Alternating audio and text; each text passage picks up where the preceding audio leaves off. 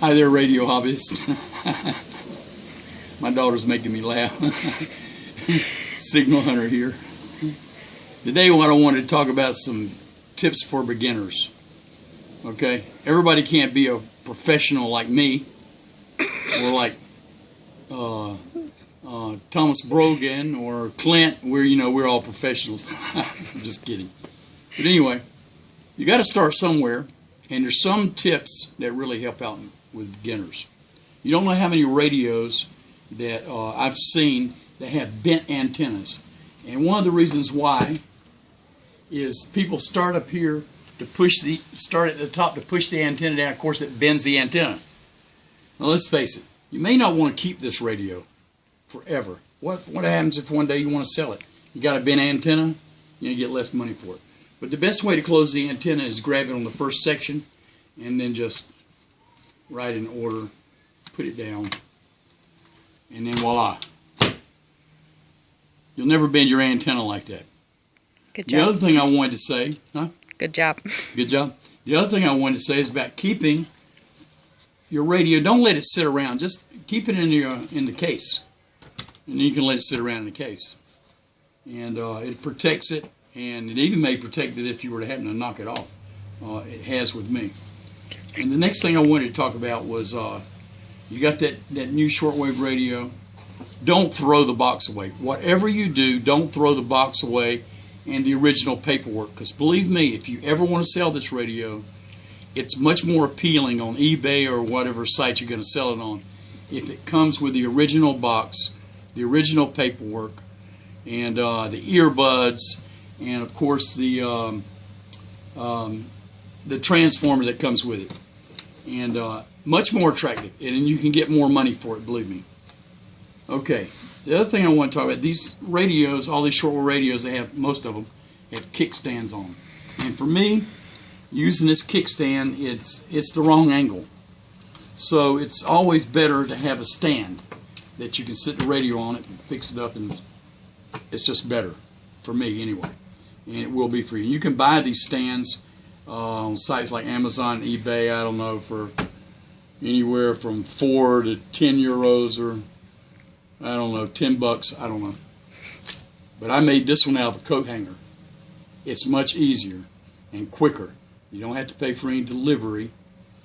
A lot of times delivery on one of these things costs more than the actual stand does. But you can make one of these, you can bend one of these out of a coat hanger, and you can wrap it in tape.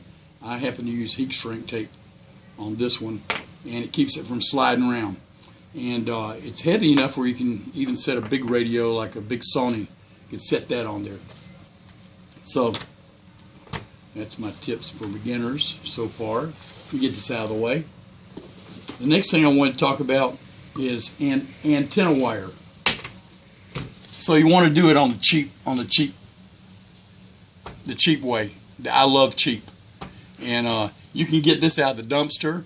I happen to find this Coax cable. This is for a satellite antenna. It was left over when they installed the system. And if you look real close here, this has a wire braid on it, and it also has a aluminum shielding on it. But this is pretty high dollar stuff here, and it works great. Okay, so it's says here you want 50 ohms, but it says 75. Oh, that's 75 dB. Okay, that's even better. I don't know what the ohms is on this wire, but I used it for 2 years for dxing medium wave, and from 1,500 kilometers away from here, I was able to pick up Absolute Radio in the UK and listen to it all the time. Anybody, you guys know about Absolute Radio? It's a great station, by the way. But this is a high dollar shielded cable here, and I guarantee you there's no signal loss in this cable. And if you use it with a balun, it's going to even work better. So it worked for me. So don't throw that away. You can find it in dumpsters. You can find it at the flea market, yard sales, cheap. You don't have to buy some high dollar stuff. This is another thing I wanted to talk about. This is telephone. This is telephone cable, and this house was wired with every room with telephone. And this is the cable they used. And this little piece of wire here, this is a centimeter. This is a 1 centimeter wire. Can you get a close up on that? People have the idea. Pretty hard. People have the idea that when you build a shortwave antenna, you want the biggest, heaviest duty piece of wire you can get. And that's wrong. It doesn't matter if it's 1 centimeter or if it's 5 centimeters thick. The thing with this, if you stretch 50 meters of this stuff, it may break under its own weight. Now, there's some people in that belong to in the states that they live in gated communities, and they have homeowners associations, and they have a problem stringing up random wire antenna. This is Dacron rope. I had used this stuff for 2 or 3 years, suspending my antenna, and it never broke down. It's just as good the day that I took it down as it was the day I put it up.